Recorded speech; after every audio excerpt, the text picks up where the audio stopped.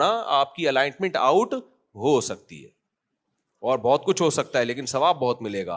اور حلال میں حرام میں فرق یہ ہے کہ حرام میں جب ٹینشنیں آتی ہیں اللہ کی طرف سے مدد نہیں ہوتی, حلال میں ٹینشنوں میں مدد کس کی طرف سے ہوتی ہے؟ اللہ کی طرف سے. 2 شادیوں والا 20 ٹینشنوں میں رہ کے بھی خوش ہوتا ہے.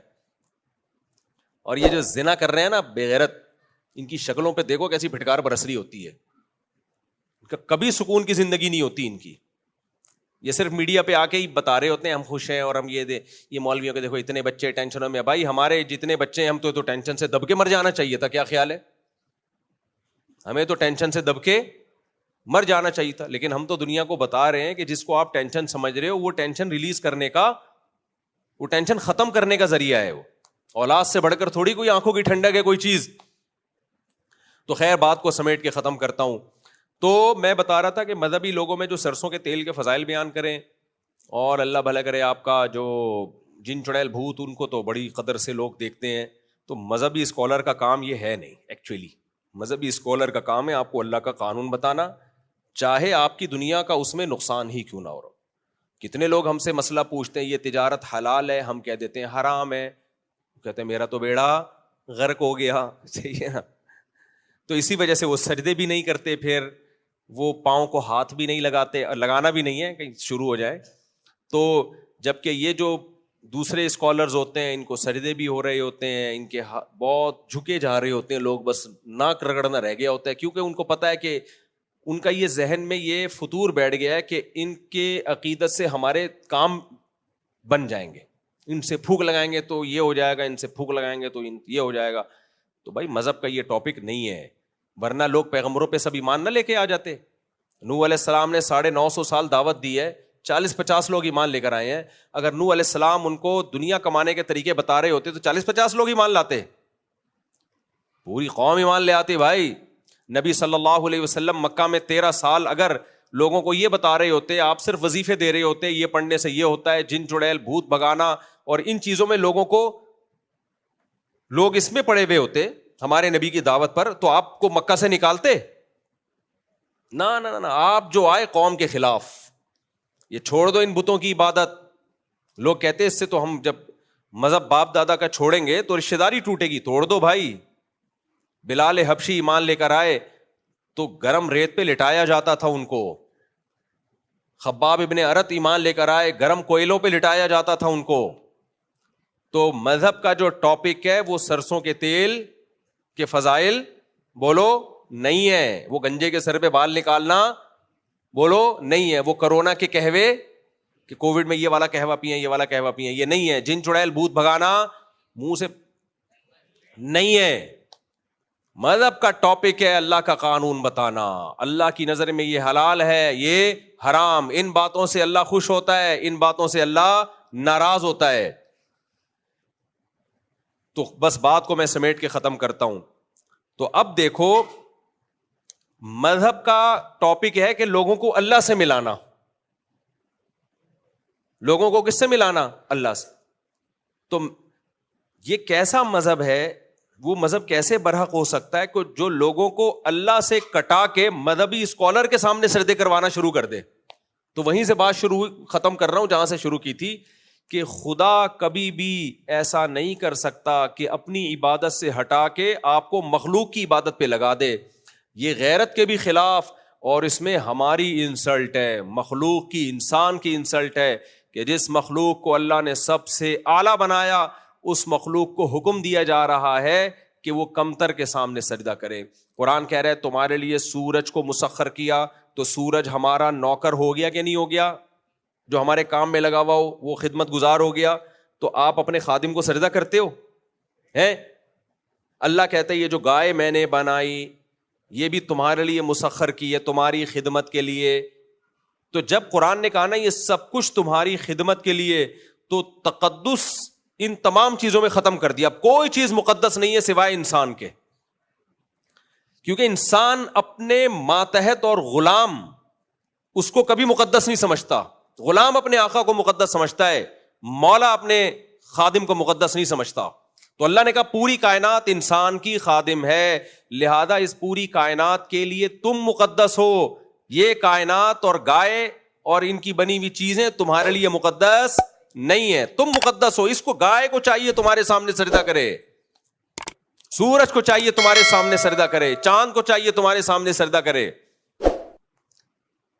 تو جو خدا ہمیں توحید سکھا رہا ہو، صرف میرے سامنے جھکنا ہے، وہ غیرت مند بھی ہے اور ہمیں رسپیکٹ بھی دے رہا ہے کہ جس کے سامنے ہمیں جھکنا چاہیے اسی کے سامنے جھکا رہا ہے. اور جو خدا ہمیں اپنے سوا کسی اور کے سامنے جھکانے کا آرڈر دے رہا ہے، اس کا مطلب اس میں غیرت بھی نہیں ہے اور یہ ہماری انسلٹ بھی بولو کر رہا ہے، یہ ہمیں ہماری بھی توہین کر رہا ہے. تبھی تو قرآن کہہ رہا ہے جو شرک کرتا ہے فَكَأَنَّمَا خَرَّ مِنَ السَّمَاءِ، ویسے جیسے آسمان کی بلندیوں میں سے گرا زمین کی پستیوں میں چلا گیا.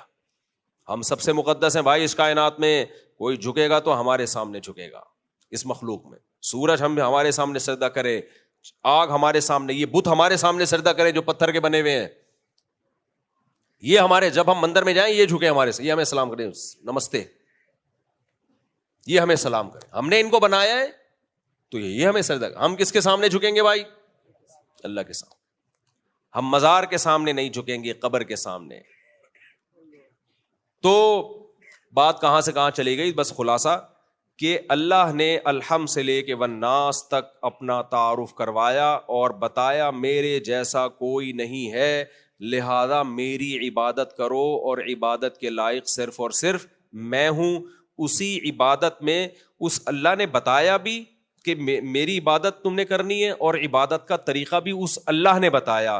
تو اگر اللہ نہ بتاتا، ہم خود سے عبادت کے طریقے وضع کرتے تو ہم لوگوں کو بتوں کی عبادت پہ لگا دیتے، مزاروں کے طواف پہ لگا دیتے، پیر و مرشد کے پاؤں کے تلوے چاٹنے پہ لگا دیتے، جیسے کہ دنیا نے لگا دی. لیکن چونکہ اللہ ہمیں گائیڈ کر رہا ہے تو اللہ نے ہمیں عبادت پہ لگایا. کیا خوبصورت عبادت ہے، 5 ٹائم نماز پڑھو، 5 ٹائم نماز پڑھو. یہ کس کا قانون ہے بھائی؟ اللہ کا. کتنا مزیدار، کتنا اٹریکٹیو. پھر اللہ نے ہمیں لگا دیا بھائی سال میں 1 مرتبہ زکوٰۃ نکالو. وہ زکوٰۃ کس کو دو؟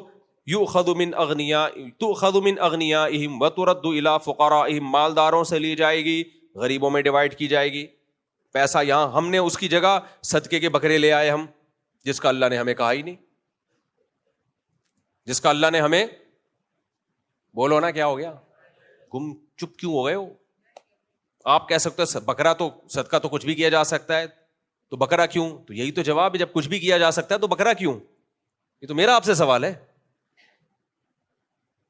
نہیں آئی سمجھ میں؟ لوگ کہتے ہیں تو بکرے میں کیا خرابی ہے؟ یہی خرابی ہے کہ جب کچھ بھی کیا جا سکتا تھا تو بکرے کی زندگی کو کیوں چھین رہے ہو؟ آپ کہہ سکتے ہو غریب کا اس میں فائدہ ہے بکرے کا، بکرے میں نہ جتنے کا بکرا آتا ہے آپ اتنے پیسے غریب کو دے دو، اس میں غریب کا زیادہ فائدہ ہے. آپ کہہ سکتے ہو غریب نشئی بھی ہوتے ہیں، گٹکے پان میں اڑا دے گا، پیسے دینے میں نقصان یہ ہے اس لیے ہم بکرا دیتے ہیں. تو بھائی غریب کو پھر بکرے سے زیادہ ضرورت راشن کی ہے، آٹا، دال، گھی، یہ سب چیزوں کی ضرورت ہے. تو جتنے کا بکرا آتا ہے اتنے کا راشن ڈال دو. آپ کہہ سکتے ہو نہیں وہ راشن کو جو ہے نا وہ کھائے گا تو وہ کیٹو ڈائٹ کا آج کل ڈاکٹر بہت مشورہ دے رہے ہیں، تو ہم چاہتے ہیں پروٹین والی غذا کھلائی جائے، اس کو بکرا کھلایا جائے. یہ دال وال کھائے گا تو جو ہے نا اتنی اول تو سوچتا کون ہے؟ پاگل ہو گیا.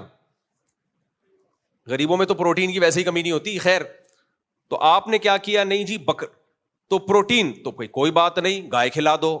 گائے سستی ہوتی ہے، اس میں ڈبل گوشت آ جائے گا، وہ غریب پورے خاندان کو کھلائے گا گائے کا گوشت. نہیں جی گائے کے گوشت میں بیماریاں ہیں، بکرا ہی کھلانا ہے، بکرے میں بیماریاں کم ہیں. تو ٹھیک ہے پھر خرید کے کھلا دو، وہ سستا پڑتا ہے. سمجھ رہے ہو؟ پورا بکرا مہنگا پڑتا ہے، دکان سے خرید کے سستا. نہیں جی بکرا ہی کاٹنا، اس کا مطلب تمہارا دماغ خراب ہو گیا ہے. پھر تمہاری گوٹ سوئی اٹک گئی ہے بکرے پہ آ کے. یہ جاہلانہ عقیدہ ہے کہ بکرا کا خون گرے گا تو بلائیں ٹلیں گی. نا. اسلام میں جانور قربان کرنا صرف بقرہ عید میں اور عقیقے میں اور حج میں دم کے موقع پر عبادت ہے. اس کے علاوہ جانور حلال کرنا گوشت کے لیے تو ٹھیک ہے، ورنہ کوئی عبادت نہیں ہے. نہ یہ اس سے بلائیں ٹلتی ہیں، اس سے بکرا ٹل گیا بیچارہ. تو پھر بقرہ عید کا کیا مقصد ہوا بھائی؟ دیکھو فقہا مسئلہ بیان کرتے ہیں اور یہ قرآن و سنت ہی سے اخذ کیا ہے. آپ نے قربانی کا جانور باندھا ہوا تھا, 3 دن تک ذبح نہیں کیا, تیسرے دن کا سورج غروب ہو گیا, اب قربانی کا آپشن ختم, اب نہیں ہے. اب اس کو صدقہ کر دو, پورا گائے پکڑا دو کسی کو, کیونکہ وہ قربانی کے 3 دن ہی تھے, وہ ختم, اب یہ آپشن ختم. ہم نے پورے سال صدقے کے بکروں کے آپشن رکھے ہوئے. یہ جہالت ہے بھائی, کیونکہ یہ انسان کی بنائی ہوئی عبادت ہے, تو اس میں انسان ایڈیشن کرتا ہے. اللہ کی عبادت کیا ہے؟ صدقہ کرو, پیسے دو. اور جن بکروں کو پنجروں میں قید کیا ہوا ہے نا صدقے کے بکروں کے نام پہ, خدا کی قسم ان بکروں پہ صدقہ کرنے کا دل چاہتا ہے. کئی دفعہ مجھے گاڑی روک کے مجھے خیال ہوا 5-10 روپے کا لوسن لے کے اس بکرے کو کھلا دوں. تو بھی تو اللہ کی مخلوق ہے نا, تو کوئی کالی مرغی, کوئی کالا بکرا, کوئی سفید بکرا, کچھ بھی نہیں ہے بھائی. غریب کو راشن دے دو, پیسے دے دو, گوشت کھلانا ہے تو دکان سے خرید کے گوشت دے دو, بکروں کو بھیٹ مت چڑھاؤ. تو زکوٰۃ ہے اسلام میں.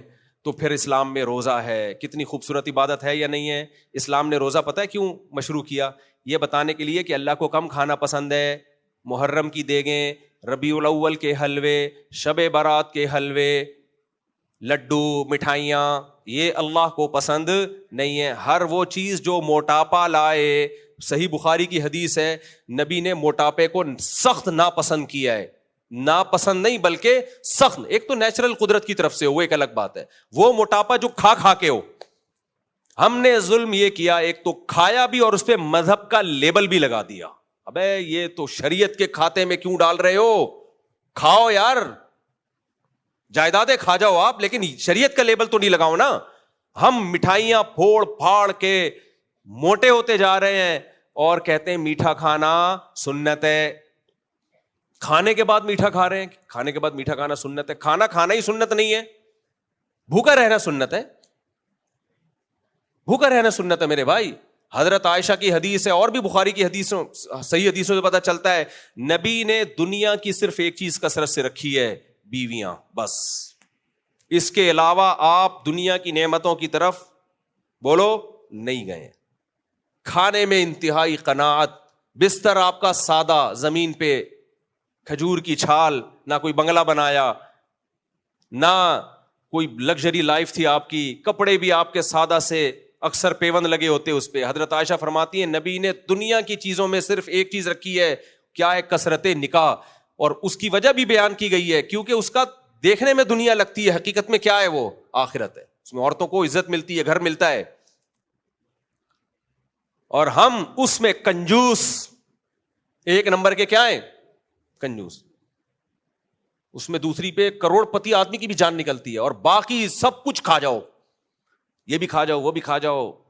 افطاری پہ دسترخوان پناہ مانگ رہا ہوتا ہے کہ مجھے بھی کھائے گا کیا, بس کر. ایک بدعتی مولانا صاحب تھے نا, بس یہ آج رمضان بھی ہے نا, 2 منٹ لے لوں, ایک چٹکلا ہے, بڑا فریش ہو جاؤ گے آپ لوگ. ایسے بھی کون سا کچھ کھانا کھانا ہے آپ لوگوں نے گھر جا کے, ابھی کیا کرنا ہے, روزہ ہے تو سوکھے سوکھے آئے اور سوکھے سوکھے جاؤ. ایک بدعتی مولانا جو یہ بھی کھانا سنت, یہ بھی کھانا سنت, یہ بھی کھانا سنت, وہ بھی کھانا سنت, فلانا کھانا بھی سنت, تو کھا کھا کے نا انتقال ہو گیا ان کا. تو اب کیا ہوا, کسی کے گھر تیجا تھا, کسی کی میت ہوئی تو اس نے تیجے کی دیگیں پکوائی ہوئی تھیں. تو ان مولانا صاحب کی بیوہ نے بچوں سے کہا کہ دیکھو تمہیں کھانے پہ بلایا ہے, تھوڑا کھا کے نہ آنا, باپ کی روح کو تکلیف پہنچے گی. کہ جو چیز میری موت کا سبب بنی, میرے بچے اس میں کنجوسی کر رہے ہیں. ہمارے نانا مسجد کے امام تھے, اللہ ان کی مغفرت فرمائے, 99 سال کی عمر میں فوت ہوئے وہ, اور 95 سال تک کھڑے ہو کر تراویاں پڑھتے تھے ماشاءاللہ. تو ایسا لمبا قد, گورے چٹے, بڑے اللہ نے ایک پرسنالٹی تھی, اللہ ان کی مغفرت کرے. اور سخاوت بہت ماشاءاللہ. جو سخی لوگ ہوتے ہیں وہ دل بڑا ہوتا ہے, زندہ رہ لیتے ہیں. کنجوس آدمی تو ٹھٹک, وہ جو ہے نا وہ دل تنگ ہوتے ہوتے ہی مر جاتا ہے کہ یہ یہاں چلے گا یہاں چلے گئے. تو سخی لوگ زیادہ زندہ رہ لیتے ہیں. تو وہ یہ واقعہ سنایا کرتے تھے بھی مزاحیہ بہت, موٹے نہیں تھے, وہ بھی دبلے تھے, لمبے. تو وہ یہ واقعہ سنایا کرتے تھے, کہتے تھے ایک بدعتی مولوی تھے, خوش مزاج تھے, تو خوش مزاج ہونے کی وجہ سے بھی اللہ نے لمبی عمر دے دی ہوگی. تو وہ یہ سناتے تھے کہ ایک, ہم چھوٹے بچے تھے, ہمیں بٹھا کے نا کہ دیکھو ایک بدعتی مولانا تھا, کھا کھا کے مر گیا. تو کسی کے ہاں تیجا تھا, تیجا ہوتا ہے نا میت کے سوئم پہ دیگیں پکائی ہوئی ہوتی ہیں, تو اس مولانا کے بچوں کو بھی دعوت تھی, تو بیوہ نے کہا, مولوی صاحب کی جو بیوہ تھی اس نے بچوں سے کہا دیکھو تھوڑا مت کھانا, باپ کی روح کو تکلیف ہو, وہ مرا ہے جس وجہ سے ہے, خوب ٹھوسنا. بچے کھا رہے کھا کے نا بچوں سے چلا ہی نہیں جا رہا نا. بچوں نے سوچا کہ اب چلا نہیں جا رہا, تو 2 آدمیوں کے کندھوں پہ سہارا لے کے نا پاؤں زمین پہ گھسٹتے ہوئے آ رہے ہیں بچے. ان کا خیال تھا ہماری ماں خوش ہو جائے گی, باپ کی روح خوش ہونا, وہ اماں دیکھ کے کیا ہو جائے گی, خوش ہو جائے گی. اماں کہے گی واہ واہ واہ. تو جب یہ گھر پہنچے ماں نے رکھ کے چماٹ لگایا, بولا بغیر تو تمہارے باپ کو اسٹریچر پہ اٹھا کے لایا جاتا تھا اور تم چل کے آ رہے. ہمارا تو بھائی یہ والا مذہب بن چکا ہے, مسلمان ہر وقت کھا رہا ہے, شب برات کے حلوے الگ کھا رہا ہے, تیجے الگ, میت کے 40ویں الگ, نیاز الگ, پتہ نہیں کھائے جا رہے. بھائی روزے سنت ہے, کھانا سنت نہیں ہے. نبی نے فرمایا بدترین برتن بھرنے کے لحاظ سے انسان کا معدہ ہے, یعنی اللہ کو کوئی برتن بھرا ہوا اتنا برا نہیں لگتا جتنا انسان کا پیٹ بھرا ہوا برا لگتا ہے. حرام نہیں ہے زیادہ کھانا, کھا لیں آپ, ترغیب نہیں ہے, اس کی ترغیب نہیں ہے. آپ صلی اللہ علیہ وسلم فرمایا طعام الواحد یکفی الاثنین, ایک آدمی کا کھانا 2 کے لیے کافی ہے, اور ہم 2 کا کھانا 1 کے لیے بھی کافی نہیں ہوتا. خیر, تو رمضان کے روزے یہ بھی عبادت ہے بھائی. اللہ کو پتا ہے ویسے کم وقت بھوکے رہتے نہیں ہیں, تو میری خاطر کیا کرو, بھوکے رہو, تاکہ ان کو پتا چلے کہ اللہ کے لیے بھوکا رہنا عبادت ہے. کھانا والا اچھا دیکھو کھانے بھی اللہ نے کون سے رکھے ہیں. اسلام میں چند کھانے سنت ہیں, ایک بقرعید کا کھانا, ایک ولیمے کا کھانا, ایک عقیقے کا کھانا. تینوں گوشت ہیں, میٹھا اس میں بھی نہیں ہے. نہیں آئی بات سمجھ میں؟ تینوں کیا ہیں؟ بقرعید میں روزہ حرام, 4 دن روزہ حرام ہوتا ہے, 3 دن بقرعید کے, چوتھا دن بھی حرام. کیوں حرام ہے؟ تاکہ کھا سکو. یہ 4 دن میں کھانا سنت ہے. لیکن یہاں بھی لڈو نہیں ہے, گوشت کھلایا جا رہا ہے ہمیں. بچہ پیدا ہو گیا, 10واں بھی ہوا ہے, تو فیملی پلاننگ والے تو تباہی میں چاہ دیں گے, ہائے ہائے برباد ہو گیا. جتنے فلاسفر آئیں گے بڑے بڑے آپ کے جو آج کل افلاطون آ رہے ہیں, وہ کہیں گے کہ یہ غربت میں اضافہ ہو گیا, ایک اور بچہ آ گیا, 10 بچے ہو گئے. لیکن اللہ اتنا خوش ہوتا ہے, اللہ کہتا ہے پہلے بچے پہ بھی عقیقہ, 10ویں پہ بھی کیا ہے. اگر 2 ہی بچے اچھے ہوتے تو اللہ تیسرے پہ عقیقے کا حکم نہ دیتا. اللہ کہتے ہیں پینلٹی لگے گی, سارا تو تمہارے ہی بچے کھا جائیں گے. رزق تو بہت محدود ہے اس زمین پہ, میں نے تھوڑا سا پیدا کیا ہے, میں نے تو بہت تھوڑا سا پیدا کیا ہے. تمہارے پاس اسپیس بھی نہیں ہے, تمہارے پاس ذخائر بھی نہیں ہے, بچے پیدا ہوں گے بھوکے مریں گے. تو لہذا سب سے زیادہ غصہ اللہ کو آنا چاہیے تھا. لیکن اللہ کہتا ہے تیسرا پیدا ہو رہا ہے تو بھی, اگر لڑکا ہے تو 2 بکرے, لڑکی ہے تو 1 بکرا. لڑکے میں شاید 2 اس لیے ہوں کہ وہ کھائے گا بھی اور کما کے کھلائے گا بھی. اسلام میں کھلانا کس کے ذمہ ہے؟ مرد کے ذمہ. عورت کے ذمہ صرف کھانا ہے. اسلام کہتا ہے مرد کے ڈبل ذمہ داری, کھائے گا بھی مرد کھلائے گا بھی ہے. تو بکمبا دلے کہہ رہا ہوں کہ کھا رہا ہے, کھلانے میں آج کل کم فوکس کیا ہوا اس نے. اچھا خیر, تو اللہ میاں نے کہا کسی کے 19.25 سے جب 19 ہوں گے تو بھی کتنے بکرے, لڑکا ہے تو 2 بکرے, لڑکی ہے تو 1. تو اللہ میاں تو خوش ہو رہے ہیں. شریعت تو یہاں بھی مٹھائی نہیں ہے. ہم کیا کرتے ہیں, بچے کی پیدائش پہ بھی لڈو بانٹ رہے ہوتے ہیں. میٹھا ہے ہی نہیں بھائی, میٹھا اگر ہے تو کھجور ہے. تو اس میں بھی شریعت نے بکرا, 2 بکرے یا 2 دمبے, یا گائے کے 2 حصے, وہاں بھی گوشت جو موٹاپا نہیں لاتا. اور ولیمے میں کیا ہے, ولیمہ کسی بھی چیز سے کر سکتے ہیں, لیکن حدیث میں جو صراحتاً ترغیب ہے اولم ولو بشاتن, ولیمہ کرو اگرچہ 1 بکری ہی کاٹ دو, اس میں ولیمہ کرو اگرچہ 1 بکری. تو وہاں بھی بکرا آ گیا میرے بھائی. تو مسلمان تو گوشت خور ہوتا ہے, مجبوری ہے کیا اس کی. تو ہم آ گئے مٹھائی خوری پہ. تو لڈو, مٹھائیاں, حلوے, مانڈے, یہ سب چیزیں الحمدللہ ہم فراق یار میں گھل گھل کے ہاتھی ہو گئے. یار کہتے ہیں محبوب کو, فراق کا معنی جدائی. تو ہم محبوب کی جدائی میں, نبی کے غم میں گھل گھل کے دبلے ہونے کے بجائے کیا ہو گئے, ہاتھی ہو گئے. اللہ کی محبت میں آج مسلمان دبلے ہونے کے بجائے کیا ہو رہا ہے, موٹا ہو رہا ہے. ہم فراق یار میں گھل گھل کے ہاتھی ہو گئے, اتنے گھلے رستم کے ساتھی ہو گئے, رستم پہلوان کے دوست بن گئے ہم لوگ. تو قدرت نے جن کو نیچرلی جن کا وزن زیادہ ہے, بہت سارے صحابہ میں بھاری جسم والے بھی تھے, کم کھاتے تھے لیکن جسم بھاری تھا, وہ تو قدرت کی طرف سے ہے, عیب کی بات نہیں ہے. وہ موٹاپا اسلام میں پسندیدہ نہیں ہے جو کھا کھا کے آیا ہو. تو رمضان ہمیں کم کھانے کی عادت ڈالتا ہے. تو لیکن افسوس کی بات یہ ہے کہ رمضان سے پہلے اگر جس کا وزن 70 کلو تھا تو رمضان کے بعد وہ کم ہونے کے بجائے 170 کلو کا ہو جاتا ہے. وہ اس میں صرف 100 کلو کا اضافہ ہوتا ہے, زیادہ نہیں ہوتا. تو بھائی کنٹرولنگ پاور بڑھاؤ رمضان میں, گناہ سے بچنے کی طاقت بھی بڑھے اور کھانے پہ کنٹرول کی طاقت بھی بڑھے. اللہ تعالیٰ ہمیں سمجھنے کی, عمل کی توفیق عطا فرمائے. وعلیکم. اچھا بھائی, میرا سوال یہ ہے کہ کیا نام کو پھاڑ دینے سے اس کی تاثیر ختم ہو جاتی ہے؟ ہمارے آفس میں بہت سے ایسی دستاویز ہوتی ہیں جنہیں پھاڑنے کی ضرورت پیش آ جاتی ہے, جس پر اردو اور انگلش میں نام بھی لکھے ہوتے ہیں. پھاڑ کے پھینک دیا کرو میرے بھائی.